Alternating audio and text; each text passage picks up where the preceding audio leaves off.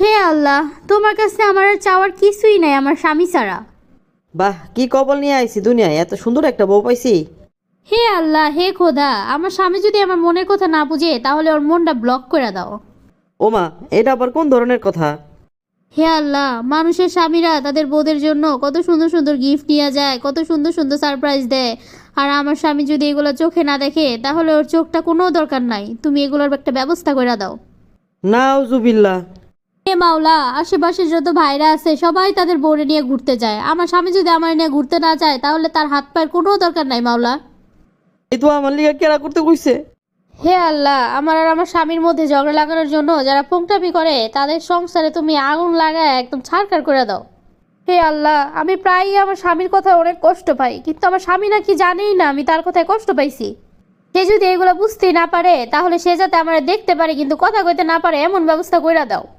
নাউজুবিল্লাহ, মোনাজাতে বৈশাখ কি সব কইতাছে আমার নামে।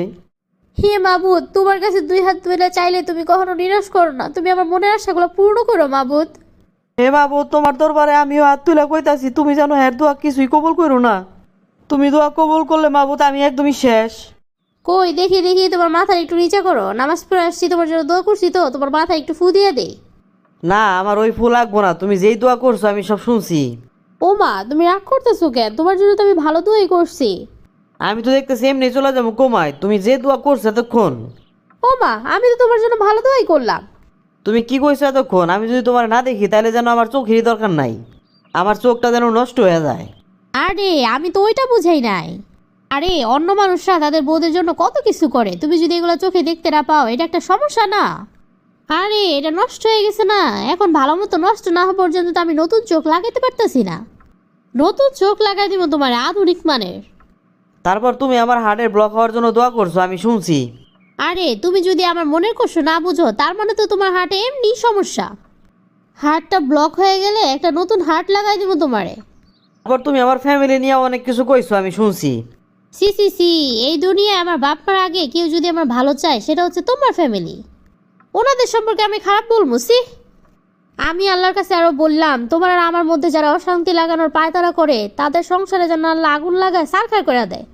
তুমি আমার কি ভুলটাই না বুঝলা, কও দেখি। না, তুমি অনেক কিছুই কইছো, আমি শুনছি। আমি তো তোমার সব ভাইয়েই বললাম, আমি তোমার জন্য সব ভালো ভালো দোয়া করছি, তুমিই বুঝো নাই। তোমার না আমার জন্য দোয়া করা লাগবো না, তুমি যেই দোয়া করছো আমি সবই শুনছি। তুমি তোমার জন্য দোয়া করো, আমি আমার জন্য দোয়া করে নিমুনি।